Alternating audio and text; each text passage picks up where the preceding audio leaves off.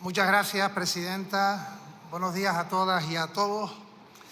Comparezco ante el Pleno al objeto de dar cuenta de la gestión del Gobierno de España en relación con la DANA, que ha afectado a diferentes provincias, así como para informar de las ayudas que se van a poner en marcha para las personas damnificadas.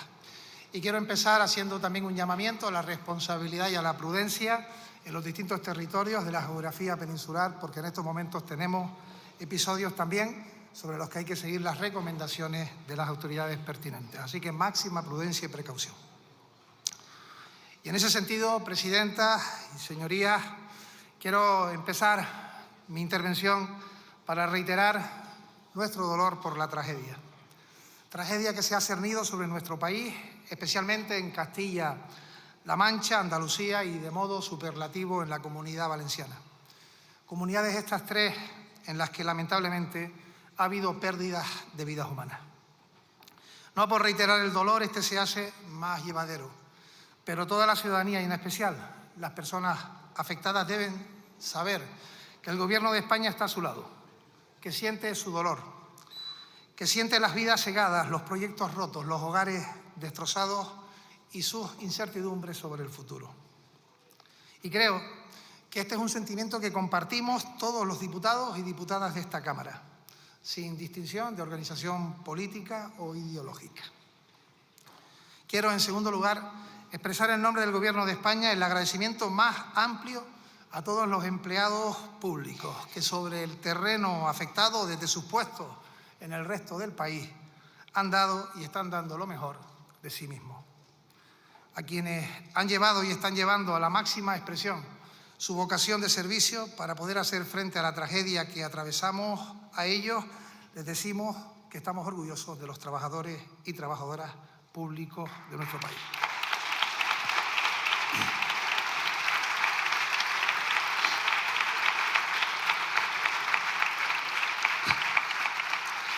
Quiero también expresar el agradecimiento del Gobierno de España a los miles y miles de ciudadanos anónimos que han aportado su solidaridad, su dedicación, su esfuerzo y su tiempo sobre el terreno y también en el resto del territorio para ayudar a paliar el daño producido por la DANA. Me refiero a quien llenó el maletero de su coche con agua o alimentos para enviar a las zonas afectadas, a quien colaboró con las instituciones públicas, con las ONGs, a quien aportó lo que tenía, latas de conserva, material de limpieza, pañales, a quienes estaban y están presentes en medio del lodo, barriendo, achicando o dando paladas. A todas ellas y ellos tenemos que darles las gracias, porque eso es fraternidad.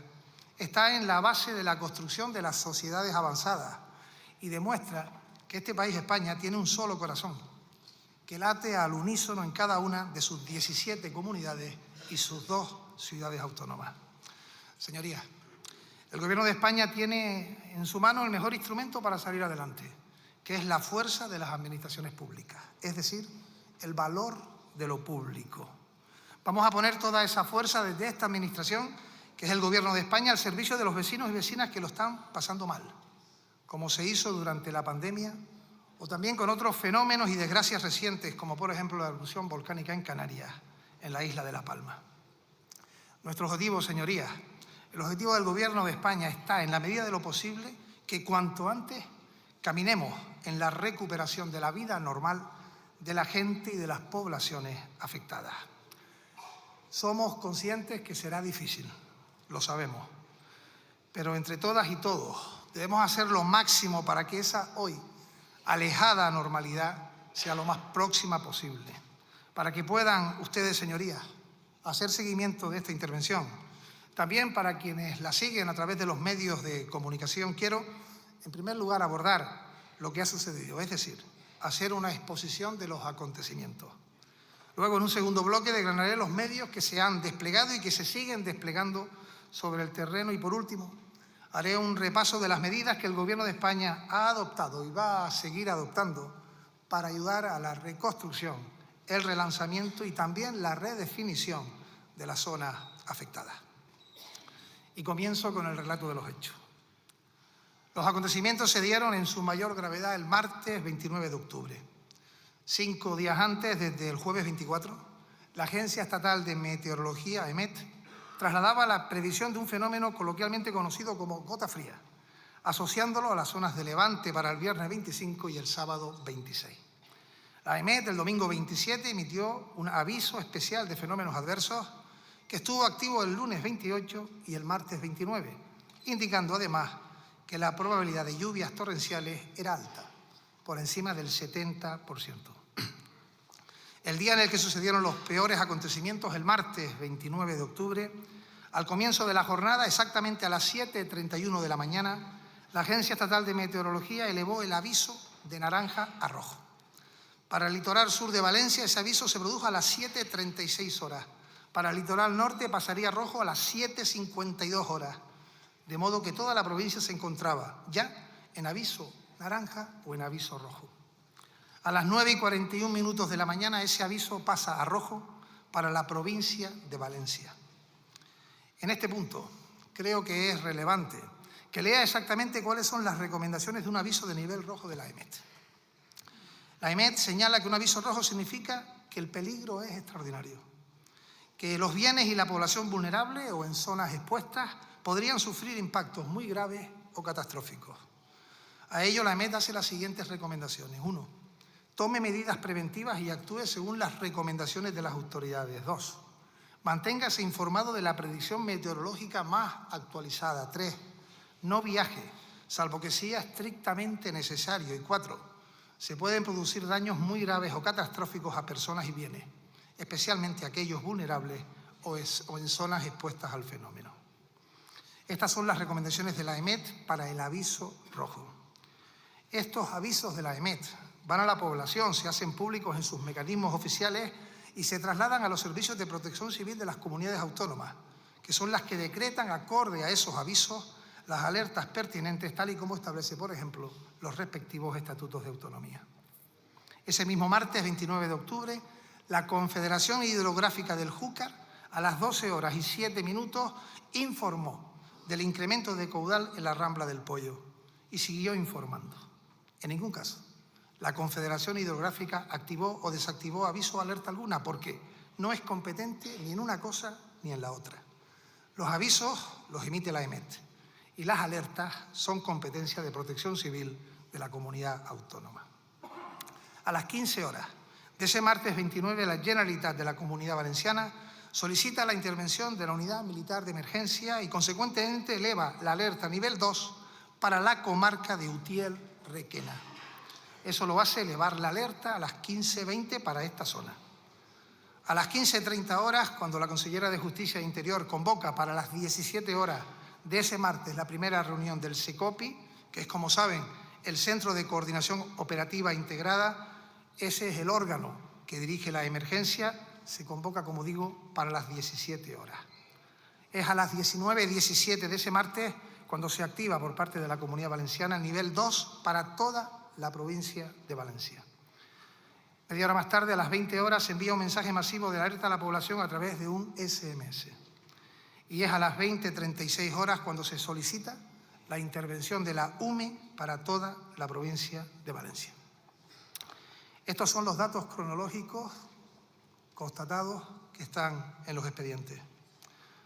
Por tanto, las peticiones de intervención de la UME por parte del Gobierno de la Generalitat al Gobierno de España, tanto para la comarca de la Plana Utiel-Requena como para toda la provincia de Valencia, se hicieron siempre bajo el mando y la competencia de la comunidad autónoma, como además está arreglado en el marco normativo y también en el competencial. A las 20:36, cuando se recibe la petición de activación de la UME para toda la provincia, ya se habían producido importantes lluvias e inundaciones y la situación era objetivamente dramática. Esa misma noche, a las 21 horas, se constituye por parte del Gobierno de España el Comité de Crisis de Seguimiento de los Efectos de la DANA, que desde entonces y hasta el día de hoy ha mantenido reuniones diarias. Con la llegada de la luz del miércoles 30 de octubre, toda España pudo ver las imágenes desoladoras de la catástrofe. Fue cuando aquí, en este pleno del Congreso, que comenzaba a las 9 de la mañana y tras algunas preguntas formuladas, se solicitó un receso y quedó aplazada la sesión de control ordinaria. El miércoles 30, y ya con la UME sobre el terreno y bajo el mando de la comunidad autónoma en nivel 2, Continuó la cooperación con la Comunidad Valenciana para activar por parte del Gobierno de España cuantos medios fueran necesarios. Ese mismo miércoles se convoca de nuevo al Comité de Crisis, que coordina las labores del Gobierno de España para dar respuesta a la situación de la Comunidad Valenciana, en una reunión con presencia del presidente del Gobierno, Pedro Sánchez, recién aterrizado del viaje oficial a la India. El presidente del Gobierno de España se mantiene en permanente contacto con el presidente de la Generalitat. De hecho, al día siguiente, jueves 31, el presidente del Gobierno de España se desplaza a Valencia y participa en la reunión del SECOPI junto a las autoridades autonómicas y sus técnicos. En ese momento, en el marco de la cooperación institucional y como no puede ser de otra forma, el presidente del Gobierno traslada de nuevo la disposición absoluta de los medios necesarios. En la comparecencia de ese día, el presidente de la Generalitat, Carlos Masón, remarcó que esa colaboración y esa coordinación son, y lo digo textualmente, fundamentales y necesarias. Añadió el presidente de la Generalitat que iban a continuar en esa línea y además agradeció, y lo cito, la presencia y la cercanía del presidente Pedro Sánchez, que el presidente Masón calificó como rápida y adecuada.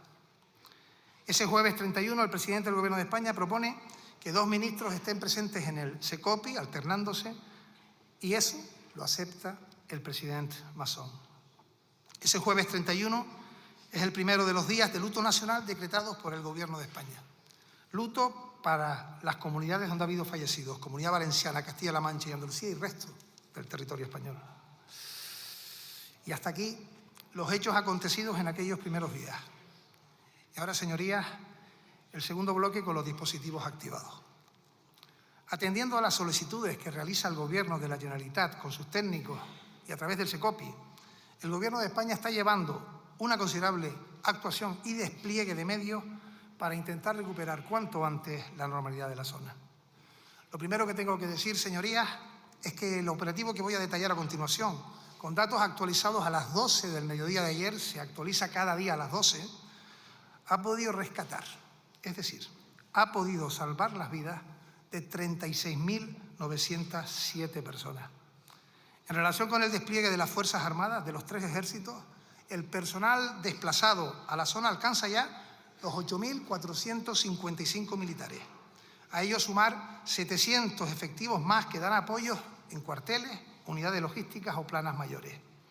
Cuentan estos profesionales con más de 2.000 vehículos terrestres, aéreos y acuáticos, una docena de helicópteros, más de 100 máquinas de ingenieros, casi 2.000 vehículos de intervención, drones, ambulancias, casaminas, cerca de 20 embarcaciones y 19 perros de búsqueda. Destacar de las embarcaciones que se ha desplazado a Valencia el buque anfibio de la Armada Galicia, con capacidades de alojamiento, apoyo logístico, sanitario, helicópteros diversos, como digo, personal de infantería de marina para desescombro, limpieza de viales. Las Fuerzas Armadas han distribuido hasta el momento más de 200.000 litros de agua y más de 20.000 kilos de comida. Además, la Unidad Militar de Emergencias, que tiene en el terreno a 2.103 efectivos, ha instalado en la Feria de Muestras de Valencia una morgue con capacidad para 400 fallecidos. Sumar a ello el esfuerzo de 24 oficiales del Cuerpo Militar de Sanidad, especialistas en psicología y psiquiatría. Desde la base de Torrejón de Ardós se ha puesto a disposición el material de emergencia del equipo STAR de AECID, de la Agencia Española de Cooperación Internacional para el Desarrollo, con, por ejemplo, 5 plantas potabilizadoras y más de 4.000 kits de herramientas de cocina e higiene. Las Fuerzas Armadas están teniendo presencia en todos los municipios del área de emergencia de la zona cero, de manera continua, y en el resto mientras se requiere de trabajos especializados. Han inspeccionado más de 600 garajes y sótanos con más de 200 equipos de extracción. Sumar a ello más de 1.000 misiones quitando lodo del alcantarillado y la instalación, que se realizará y que ha sido requerida de 3 puentes en 2 aguas, Cheste y Ribarroja del Turia. Están en todas partes. Señorías, de 761 vías que quedaron anegadas y saturadas de enseres inservibles, quedan por restituir 46. Es decir, se han podido limpiar 715 calles con el esfuerzo de muchos. Se ha llegado a retirar, señorías, 15.000 toneladas de enseres en 24 horas. Para que nos podamos hacer una idea de lo que supone ese esfuerzo, en la ciudad de Valencia se retira al año 12.000 toneladas. En esta zona, en 24 horas, 15.000. Y prosigo con las fuerzas y cuerpos de seguridad del Estado, que suman al operativo 5.290 guardias civiles y 4.438 policías nacionales, cerca de 10.000 agentes, también entre ellos 11 psicólogos. No hay que olvidar, por supuesto, a los policías locales de los distintos ayuntamientos que están entregadas y entregados para ayudar a sus vecinos. En cuanto a los vehículos de las fuerzas y cuerpos del Estado terrestres, aéreos y acuáticos, suman 1.900 aviones, drones, helicópteros, el buque oceanográfico Ramón Margalef, cuya tarea, exitosa en otros momentos también, es la de buscar posibles víctimas en las aguas, en este caso del Mediterráneo. La Policía Nacional cuenta además con 12 unidades caninas especializadas en la búsqueda de personas y se ha incrementado la seguridad para combatir la delincuencia. Y fruto de ese esfuerzo contra el pillaje se han producido hasta el momento 399 detenciones. Destaca también el incremento de los puntos de atención a la ciudadanía. Tanto la Guardia Civil como la Policía Nacional han habilitado hasta 15 oficinas móviles en los pueblos más castigados de la Comunidad Valenciana y de Castilla-La Mancha para presentar denuncias de desapariciones o solicitar el DNI. Y permítanme, señorías, en este punto, destacar que además de las oficinas móviles de la Policía Nacional y de la Guardia Civil, desde este lunes se han activado las primeras 12 oficinas físicas de atención a las personas damnificadas. Se ha formado por parte del Gobierno de España 75 personas de las empresas Traxa y Correos para la atención personalizada en esas oficinas a las víctimas. Formación específica para recoger datos, pero también para atender psicológicamente a los afectados y afectadas. Disponemos de un refuerzo de 133 empleados y empleadas públicas ya elegidos que se dedicarán exclusivamente a agilizar la tramitación de esas ayudas y lo harán en las oficinas de las delegaciones del Gobierno. Estarán operativas esas oficinas todos los días, los 7 días de la semana.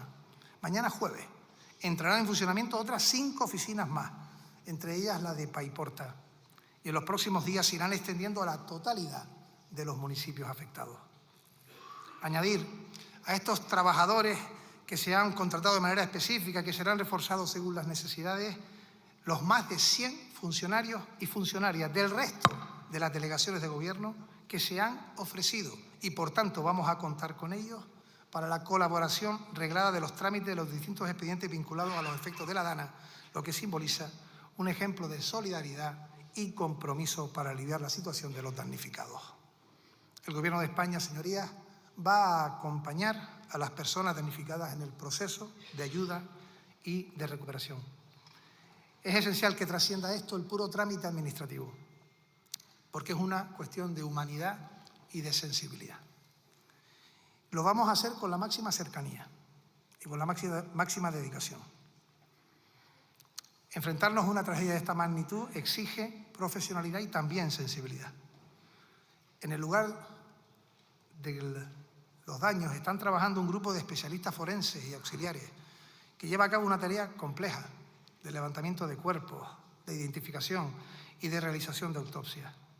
Todo ello con un enorme rigor y en circunstancias muy complicadas. Por eso cada equipo de forenses cuenta también con un psicólogo para afrontar esta tarea. Junto a ellos se están trasladando en helicópteros a los laboratorios centrales de Madrid restos biológicos para su identificación. En lo concerniente a la Dirección General de Tráfico, se ha apoyado con información continua a los conductores sobre los cortes filtrados y los desvíos. Las labores se realizan por medio de 269 operaciones en turnos de 24 horas. Se han movilizado helicópteros adicionales de la UMA para monitorizar el estado de las carreteras afectadas. La Dirección General de Tráfico, junto a la Agrupación de Tráfico de la Guardia Civil, ha procedido a la retirada de vehículos siniestrados en vías interurbanas y ha coordinado la habilitación de diferentes espacios de depósito. Entre las vías urbanas e interurbanas se han retirado más de 2.600 turismos y camiones, que se suman a las decenas y decenas de miles retirados de los cauces o de las calles de los municipios afectados. Se ha aportado 287 brigadistas forestales y desde el Servicio de Vigilancia Aduanera se ha contribuido también con medio centenar de efectivos y vehículos. Si hablamos de infraestructura, el trabajo ha sido descomunal. 24 horas al día, con luminarias durante la noche para no parar los trabajos, con licitaciones de emergencia, mecanismos extraordinarios en los contratos de mantenimiento. Y esto ha permitido que, por ejemplo, si hablamos de cercanías, tenemos ya 222 kilómetros de vía recuperados. Las líneas C5 y C6 de cercanías abiertas desde los primeros días. A partir de hoy se cobren con tren y con autobuses, con guaguas, los servicios de cercanías C1, C2 y C3. Contamos con un plan alternativo de transporte, con más de 100 guaguas, más de 100 autobuses. A día de hoy, este miércoles, podemos trasladar que el 99% de la red de cercanías estará activa. El túnel de Torrent alcanza ya un nivel de limpieza de casi el 99% y el de Chiva se ha finalizado el acondicionamiento. Y eso hará que mañana, jueves, señorías, se reabra la línea de alta velocidad entre Madrid y Valencia con una oferta de 80.000 plazas a la semana. Junto a ello, y tras una obra tremendamente demandada de la SECOPI por la sociedad valenciana, será inminente la apertura del desvío del A7 para restituir el tráfico en la circunvalación sur de Valencia. Pasarán por ahí más de 100.000 vehículos. Todo ello se une a la apertura el pasado lunes, tras el balizamiento durante la noche de la Nacional 330 con un bypass, mientras se trabaja a reconstruir las estructuras colapsadas, también en la Nacional 322. Hace más de una semana se pudieron normalizar con un trabajo extraordinario los carriles de la autopista A3 y tenemos en servicio la V30 y la V31 que tuvieron daños considerables. Estamos, señorías, ante una reactivación de importantes puntos de conectividad que se han realizado en apenas 14 días. Nada menos que 139 kilómetros de carreteras recuperados de los 160 inicialmente afectadas y también las conectividades ferroviarias. Desde el punto de vista de la acción, en el tiempo, de la urgencia, de la inversión y de los efectivos desplegados, ha sido una auténtica proeza en tan poco espacio de tiempo recuperar esta conectividad. Y el objetivo, y eso también lo hemos anunciado, es que para la Navidad estén restablecidos todos los servicios de cercanía. Y vamos a seguir. Vamos a ayudar a los ayuntamientos para que puedan también abrir cuanto antes sus vías municipales y provinciales. Y anuncio, como ya he avanzado, que se van a colocar 3 puentes, como lo ha pedido la Generalitat, en distintos puntos para conectar los municipios. Con respecto a datos en servicios de electricidad, gas o telefonía, quiero remarcar el tremendo desafío que supone restablecer el servicio en un espacio tan corto de tiempo. El 29 de octubre, el día que la DANA asoló la Comunidad Valenciana, se quedaron sin suministro eléctrico 173.000 familias, que puede suponer una población por encima de los 400.000 personas. En estos momentos quedan 58 contratos que están sin servicio permanente, sí parcial, y queremos inmediatamente tenerlos ya en funcionamiento todos. Otro de los asuntos prioritarios del Gobierno de España ha sido la recuperación del suministro de agua para las viviendas. El 30 de octubre, 600.000 personas no tenían agua en sus casas. Tras un trabajo constante y paulatino, 24 horas al día, se ha logrado que todos los municipios afectados tengan acometida de agua. Hubo dificultades porque podía haber acometida en el municipio, pero no llegar por las roturas de las bombas de impulsión de los pisos bajos, agua en los pisos altos. Pero en estos momentos quedan 1.263 personas de 4 municipios a los que no le llega el agua, cuestión que también esta semana queremos definir definitivamente. En cuanto al suministro de gas, cuando comenzó la crisis, un total de 23.493 hogares perdieron el servicio. Quedan a día de hoy 2.058 sin servicio, todos en Paiporta.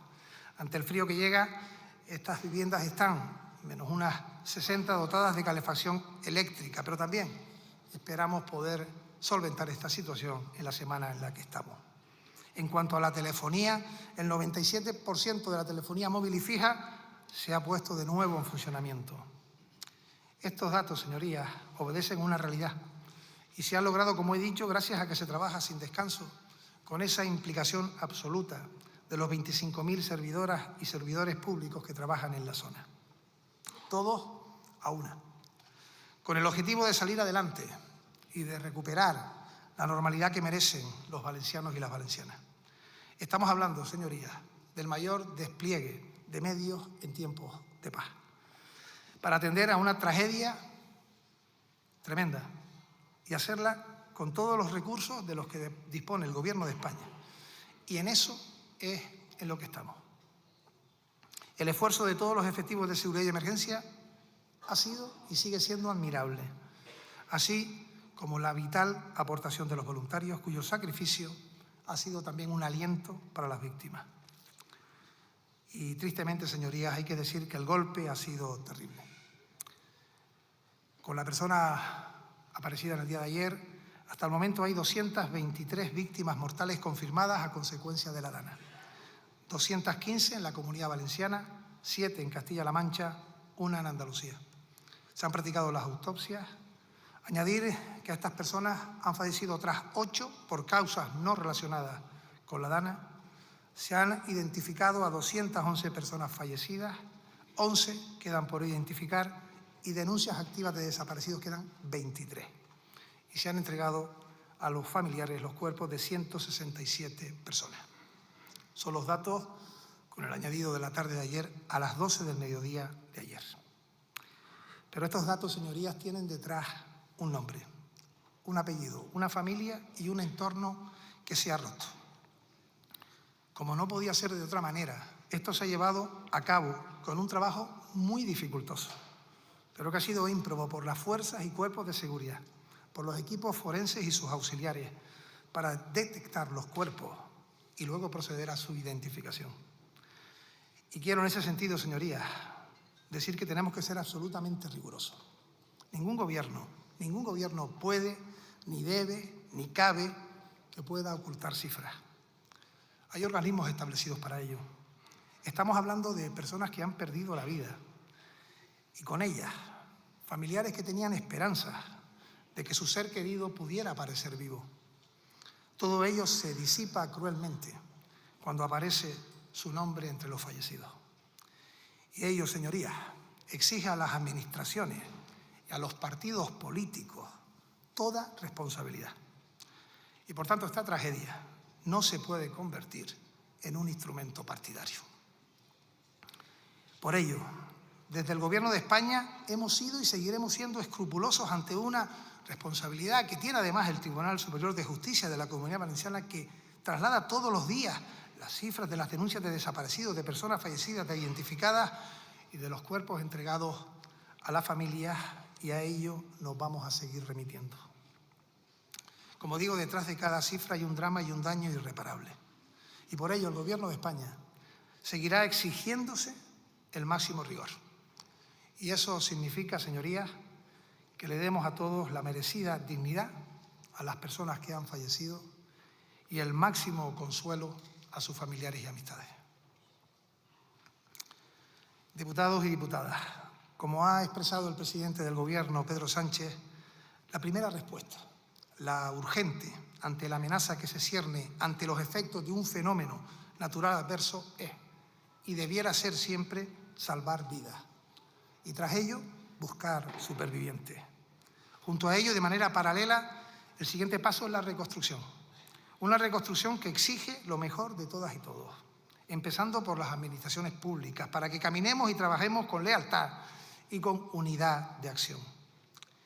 No van a encontrar en esta intervención ningún señalamiento, sino que lo que queremos hacer es un llamamiento al trabajo conjunto, a arrimar el hombro, a compartir sacrificios para dar la mejor respuesta que se nos exige, creo que se nos clama por parte de la ciudadanía. Y en esa reconstrucción, el Gobierno de España está arbitrando todos los mecanismos a su alcance para ayudar a los damnificados. Se han activado los mecanismos más rápidos para que a través del Consorcio de Compensación de Seguros se proceda a los ingresos a quienes han sufrido daños materiales de vehículos y viviendas. Ya se han presentado cerca de 170.000 solicitudes, de las que más del 60% están en tramitación y se están realizando pagos al respecto. Hablamos de más de 55.000 de vivienda, más de 100.000 en vehículos, cerca de 10.000 en comercios, 800 en oficinas, 2.000, cerca de 3.000 espacios industriales. Además, en los dos consejos de ministros celebrados el 5 de noviembre y el pasado lunes 11, se han aprobado una serie de medidas dotadas con 14.373,8 millones de euros en total por el Gobierno de España y pensada para las personas que han sufrido los efectos de este desastre medioambiental. El escudo social desplegado con una batería de acciones ayudará a unos 400.000 trabajadores a mantener sus ingresos, a 30.000 empresas a reactivar su actividad, a 100.000 hogares a cubrir sus necesidades básicas. En el Consejo de Ministros del martes 5 de noviembre, el Gobierno de España aprobó 2 resoluciones.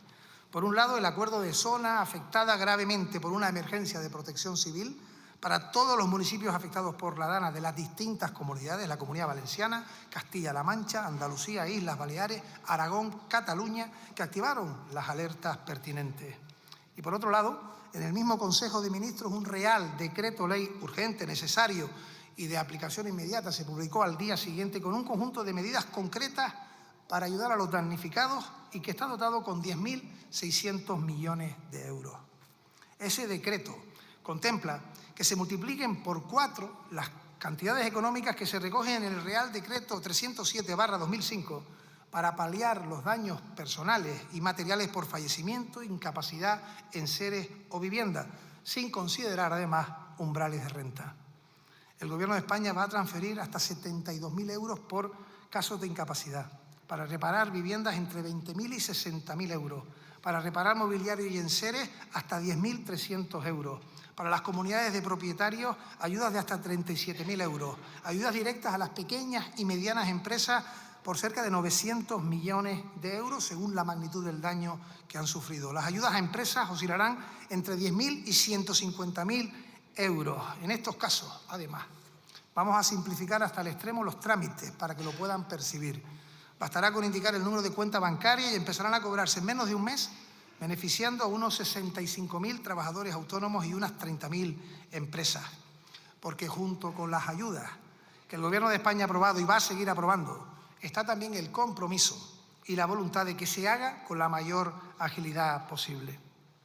Para los trabajadores y trabajadoras hemos tomado la medida de crear una incapacidad temporal extraordinaria de trabajadores y autónomos con daños físicos o psicológicos provocados por la DANA, con la garantía de percibir el 75% de su salario desde el primer día de incapacidad. Para los autónomos que se vean obligados al cese de actividad, a parar o suspender su trabajo, se les respaldará con una prestación equivalente al 70% de la base de cotización.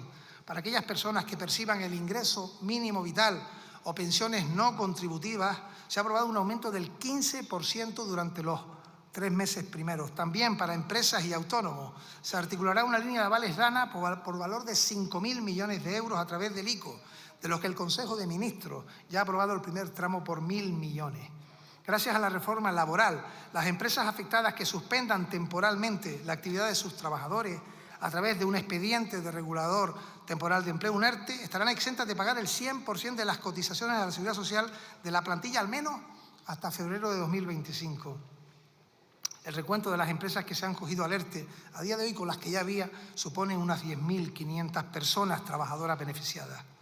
Y le traslado que el Gobierno ha alcanzado un acuerdo con las entidades bancarias en materia crediticia para que los ciudadanos y las pequeñas y medianas empresas que tengan un crédito con o sin garantía hipotecaria puedan posponer el pago íntegro durante 3 meses y pagar solo los intereses durante 9 meses adicionales.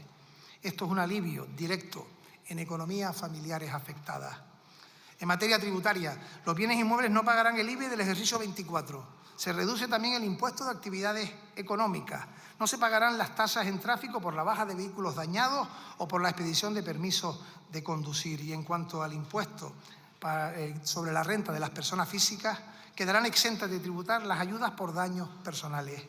Y quiero dejar esto bien claro, señorías, porque el Gobierno ha tenido que salir a desmentir bulos sobre este asunto y sobre otros. Bulos que solo generan más incertidumbre y más dolor a quienes peor lo están pasando.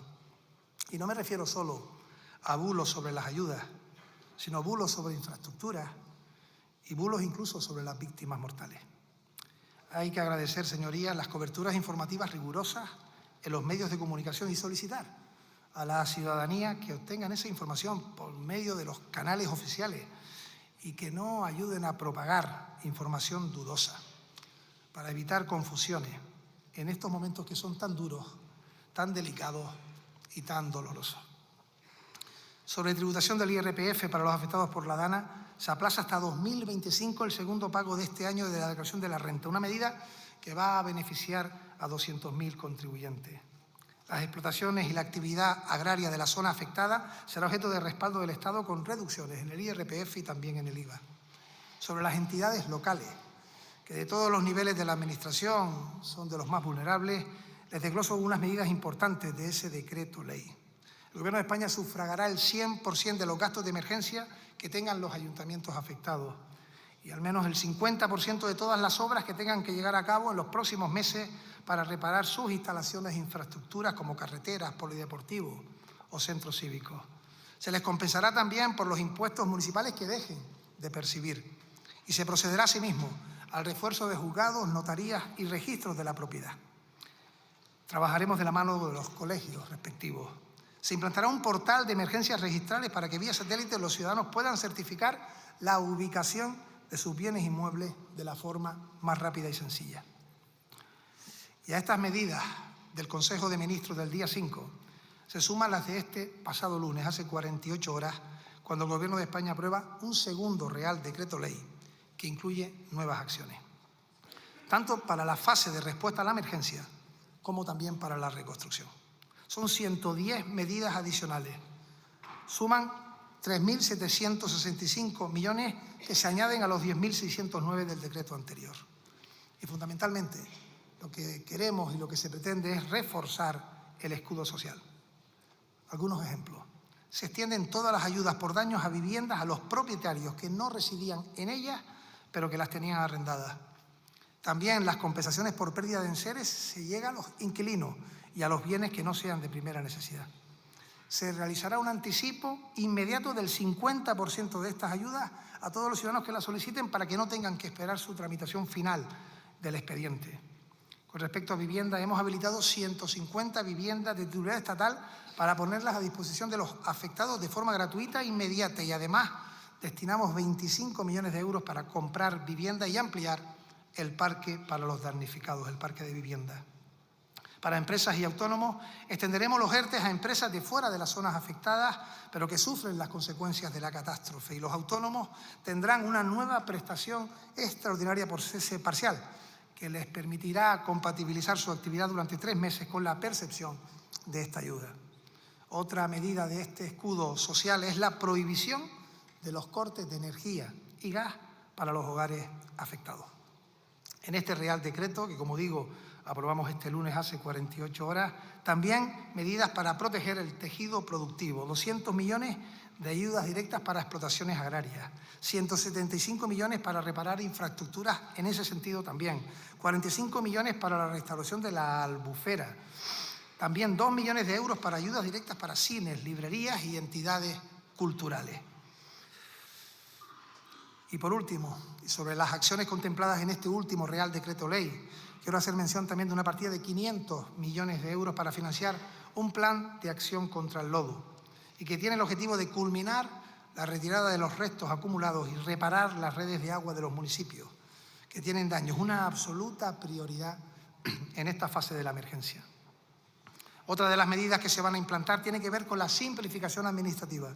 Se va a habilitar un formulario único para todas las ayudas de protección civil, que son 4, fallecimientos, daños a las viviendas, enseres y comunidades de propietarios, tanto para que lo puedan hacer telemática como presencialmente. Se unifican los trámites.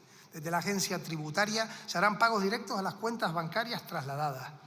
Estas personas están ya viniendo a las oficinas de atención y vendrán más, y no son administrados comunes, porque se han enfrentado al peor momento de sus vidas.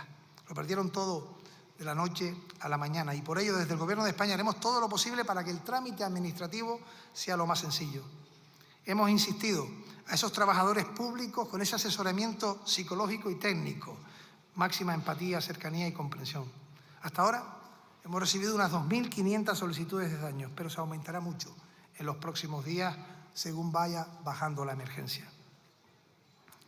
Y este formulario único, señorías, es un mecanismo que no tiene precedentes por un Gobierno de España para las ayudas de protección civil. Igualmente, desde el Gobierno de España hemos establecido los mecanismos necesarios para solicitar toda la ayuda de la Unión Europea.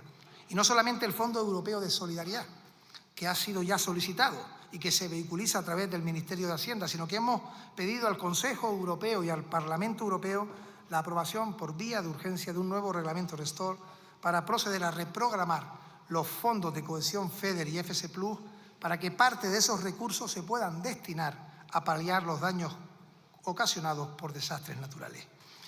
Y anuncio, señorías, que este mismo viernes habrá en Bruselas una propuesta de compromiso para esta iniciativa.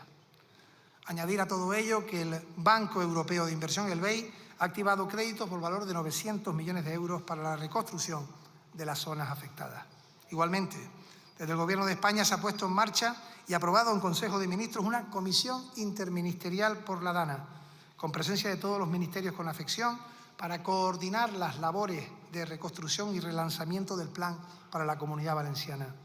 Junto a ello, el 4 de noviembre se crearon, a petición de la Generalitat de Valenciana, 5 grupos de trabajo entre el Gobierno de España y la Generalitat, con hasta 7 ministros y ministras implicadas junto a sus homólogos de la comunidad autónoma.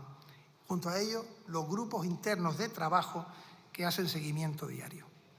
Un mecanismo de coordinación permanente al que, para su mejor funcionamiento, eficacia y eficiencia, les anuncio en este pleno, se sumará, con su aprobación en el Consejo de Ministros próximo, un alto comisionado con una estructura funcional específica y reforzada para la agilización y pronta respuesta a las demandas de la ciudadanía. Es decir, todas las medidas, instrumentos y capacidades precisos para dar lo mejor desde la Administración.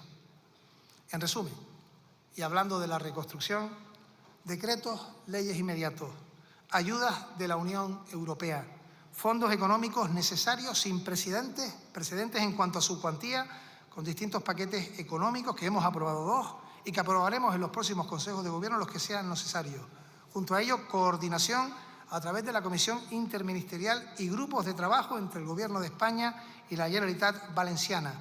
Coordinación también con los ayuntamientos afectados y resto también de las comunidades autónomas a través de comisiones bilaterales y además un alto comisionado que velará por la agilidad y eficiencia del proceso. Y queremos hacer todo eso, señorías, desde la cogobernanza, desde la lealtad institucional, desde el trabajo compartido y también, ojalá lo pudiéramos dar, por supuesto, el apoyo de los grupos parlamentarios presentes en esta Cámara. Ojalá. Y quiero, señorías, detenerme en un tercer y último apartado. Tras la atención a las víctimas y la reconstrucción y la prolija relación de ayudas que creo que eran imprescindibles, a pesar de la larga lectura para conocimiento especialmente de las personas afectadas con las que se solidariza todo el país. Esta tercera parte de mi intervención es el relanzamiento o la redefinición. El calentamiento global del planeta es una realidad indiscutible, como lo es el calentamiento de nuestros mares. Es tan indiscutible que basta comprobar cómo se han elevado sus temperaturas. Las danas se producen por el choque térmico de masas de aire caliente y de aire frío, lo que provoca fuertes precipitaciones.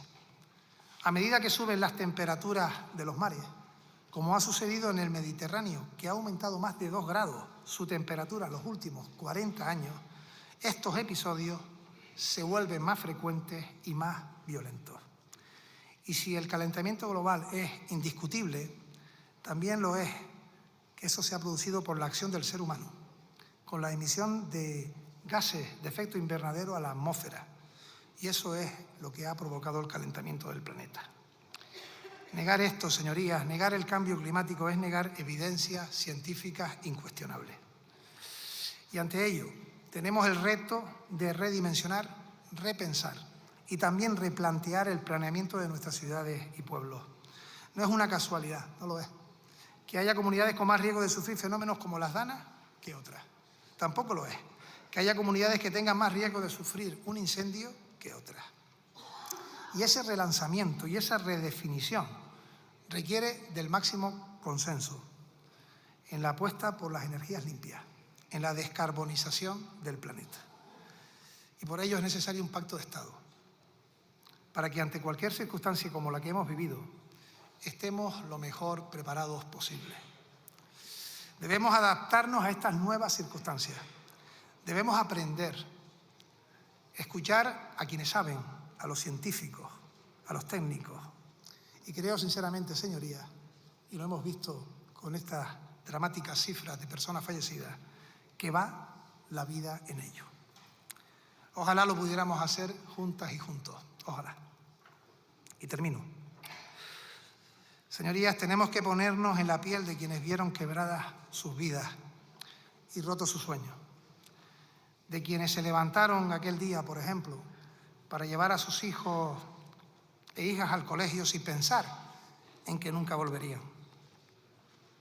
Hay que entender su frustración, su dolor, su rabia, su impotencia. Hay que entenderlo. Y nos ponemos a su lado. Pero no es la violencia física y verbal el camino. Quienes representamos a la ciudadanía no podemos contribuir a esa crispación. Desde el Gobierno creemos que no cabe que este drama sea usado por nadie para avivar cualquier tipo de violencia o para ir contra los poderes públicos. Porque lo que hemos visto son personas destrozadas, alcaldes y alcaldesas, señorías, de distintas fuerzas políticas, absolutamente rotos y rotas. He escuchado estos días frases de distintos representantes políticos. Permítanme que rescate una. Creo que es acertada. Nos decía a todos lo siguiente: no es el tiempo de culparnos, es el tiempo de ayudarnos. Y lo he dicho públicamente. En una situación dramática que viví como presidente de mi comunidad, me conmovió un señor que perdió su casa y con el volcán aún en erupción falleció su padre mayor, y que en el cuartel de la Guardia Civil, en presencia del presidente del Gobierno y de Su Majestad el Rey, me dijo a mí y a otro representante público, presidente del Cabildo de la isla, de otro color político, nos dijo: separen sus diferencias y trabajen juntos por nosotros. Y eso fue lo que hicimos. Este es el lugar de la palabra. Es aquí donde hay que hacer propuestas, donde tenemos que defender nuestros argumentos, donde tenemos que decir al que es un rival político y no un enemigo que no compartimos sus tesis, pero que podemos debatir de manera constructiva. Hay quienes aún lo negarán, pero es una evidencia. El valor de lo público es innegable. Lo vivimos con dramas como la pandemia. Pudimos acogernos a fondos económicos públicos para ayudar a las empresas, a hacer ERTE, conseguir que esas empresas hoy, por ejemplo, estén abiertas, para que desde lo privado se mirara a lo público para poder sobrevivir. Sí, el empleo se genera fundamentalmente desde el sector privado, pero cuando inesperadamente todo se quiebra, ¿quién está ahí para salvarlo? Quien está ahí es lo público. Cuando lo pierdes todo, solo te queda el Estado. Y el Estado, señorías, somos todos. Desde la alcaldesa de una pedanía hasta Su Majestad el Rey, pasando por las diputaciones, los cabildos, los consejos, las ciudades y comunidades autónomas y el Gobierno de España. El Estado, señorías, somos todos. Y hay dos maneras de afrontar una crisis: o recortes o, sin embargo, fortalecimiento del paraguas social y el tejido productivo. Nosotros, el Gobierno de España, elige esta segunda opción, la que no deja a nadie atrás y es capaz de reactivar la economía cuando parecía imposible. Creo firmemente que nos encontramos ante un momento con el drama que es histórico, ante un reto descomunal. No cabe. Y el primero que se pone de ejemplo es el Gobierno de España, la autocomplacencia. Habrá errores. Seguro que habrá acciones que pudieran ser mejorables. Seguro. Por tanto, ayudémonos en ello. Y dicho esto, también digo que pondremos lo máximo desde nuestras responsabilidades de Gobierno para responder a este drama y a esta tragedia. Estemos a la altura. Estemos a la altura, como lo están los cientos de voluntarios y voluntarias que se han llenado de lodo estos días en la Comunidad Valenciana sin pedir nada a cambio, como lo han estado y lo están los trabajadores públicos que están dando lo mejor de sí mismos en estas duras condiciones. Estemos, señorías, a la altura. A las víctimas, a los familiares, a los voluntarios, a los servidores públicos y a toda la ciudadanía se lo debemos. Muchísimas gracias.